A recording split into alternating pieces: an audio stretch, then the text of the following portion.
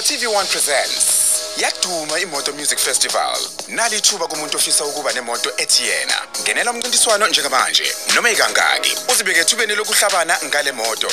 Ungenela ngemadlana nje engu200 ulindele usuku lomnqamla juqu okungumhla ka14 kuDisemba 2025 ngesonto. Imiphumela izobe imenyezelwa bukhoma kulomcimbi. Kanti futhi isakazwa bukhoma nakumabona kude. Isiyaviva TV1 ku YouTube nakwikhasi lika MC Polobus ku Facebook.